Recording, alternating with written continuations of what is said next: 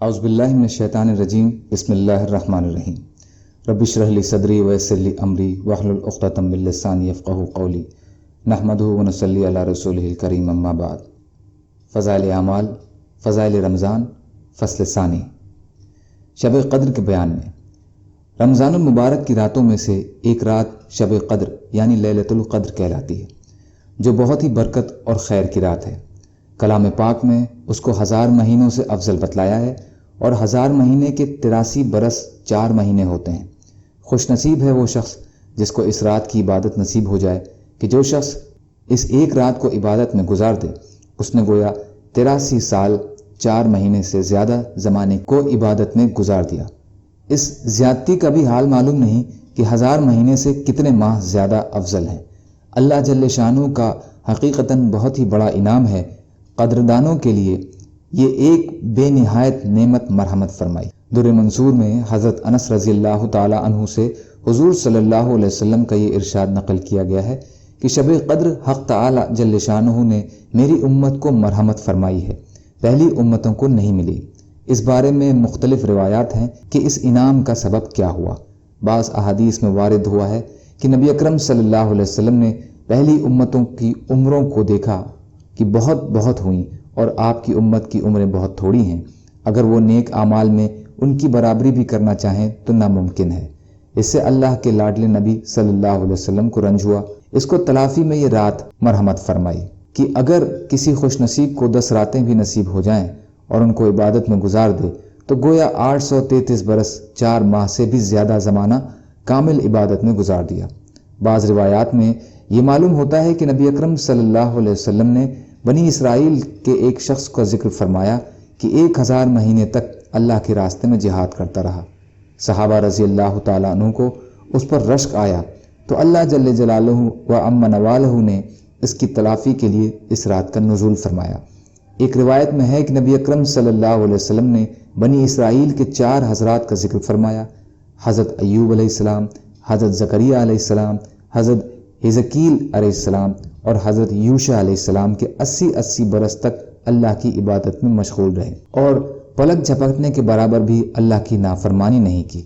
اس پر صحابہ کرام رضی اللہ تعالی عنہ کو حیرت ہوئی تو حضرت جبریل علیہ السلام حاضر خدمت ہوئے اور سورۃ القدر سنائی۔ اس کے علاوہ اور بھی روایات ہیں۔ اس قسم کے اختلاف روایت میں اکثر وجہ یہ ہوتی ہے کہ ایک ہی زمانے میں جب مختلف واقعات کے بعد کوئی آیت نازل ہوتی ہے تو ہر واقعہ کی طرف نسبت ہو سکتی ہے۔ بہرحال سبب نزول جو بھی کچھ ہوا ہو، لیکن امت محمدیہ کے لیے وہ اللہ جل شانہ کا بہت ہی بڑا انعام ہے۔ یہ رات بھی اللہ ہی کا عطیہ ہے اور اس میں عمل بھی اس کی توفیق سے ہی میسر ہو سکتا ہے، ورنہ تہی دستان قسمت را چسود اس رہبر کامل کہ خضر ز آب حیواں تشنا می آرت سکندر را۔ کس قدر قابل رشک ہیں وہ مشائخ جو فرماتے ہیں کہ بلوغ یعنی بالغ ہونے کے بعد سے مجھ سے شب قدر کی عبادت کبھی فوت نہیں ہوئی۔ البتہ اس رات کی تعین میں علماء امت کے درمیان میں بہت ہی کچھ اختلافات ہیں۔ تقریباً 50 کے قریب اقوال ہیں۔ البتہ مشہور اقوال کا ذکر عنقریب آنے والا ہے۔ کتب احادیث میں اس رات کی فضیلت مختلف عنوان اور متعدد روایات سے وارد ہوئی ہے، جن میں سے بعض کا ذکر آتا ہے، مگر چونکہ اس رات کی فضیلت خود قرآن پاک میں بھی مذکور ہے اور مستقل ایک سورت اس کے بارے میں نازل ہوئی ہے، اس لیے مناسب ہے کہ اول ان سورہ شریفہ کی تفسیر لکھ دی جائے۔ ترجمہ حضرت اقدس حکیم الامت حضرت مولانا اشرف علی صاحب تھانوی نمبر اللہ مدقتہ کی تفسیر بیان القرآن میں ماخوذ ہے اور فوائد دوسری کتب سے۔ بسم اللہ الرحمن الرحیم۔ انا انزلناہ فی لیلۃ القدر، بے شک ہم نے قرآن پاک کو شب قدر میں اتارا ہے۔ فائدہ، یعنی قرآن پاک لوح محفوظ سے آسمان دنیا پر اسی رات میں اترا ہے۔ یہی ایک بات اس رات کی فضیلت کے لیے کافی تھی کہ قرآن جیسی عظمت والی چیز اس میں نازل ہوئی، چجائے کہ اس میں اور بھی بہت سی برکات و فضائل شامل ہو گئے ہیں۔ آگے زیادتی شوق کے لیے ارشاد فرماتے ہیں: وما ادراک ما لیلۃ القدر، آپ کو کچھ معلوم بھی ہے کہ شب قدر کیسی بڑی چیز ہے؟ یعنی اس رات کی بڑائی اور فضیلت کا آپ کو علم بھی ہے کہ کتنی خوبیاں اور کس قدر فضائل اس میں ہیں۔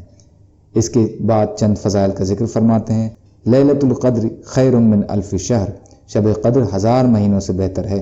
یعنی 1000 مہینے تک عبادت کرنے کا جس قدر ثواب ہے اس سے زیادہ شب قدر میں عبادت کرنے کا ثواب ہے، اور اس زیادتی کا علم بھی نہیں کہ کتنی زیادہ ہے۔ اللہ تعالیٰ کہنے سننے سے زیادہ عمل کی توفیق عطا فرمائے۔ یا اللہ مظلوم مسلمان جہاں بھی پریشان حال ہوں، یا اللہ آپ ان کی جان و مال کی حفاظت فرمائیے، اور یا اللہ آپ ان کی مدد فرمائیے۔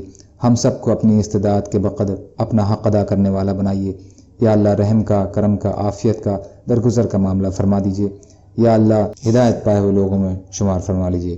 سبحان اللہ وبحمدہ، سبحانک اللہم وبحمدک، اشہد ان لا الہ الا انت، استغفرک واتوب الیک۔ سبحان ربک رب العزۃ عما یصفون، وسلام علی المرسلین، والحمد للہ رب العالمین، برحمتک یا ارحم الراحمین، لا الہ الا اللہ محمد رسول اللہ۔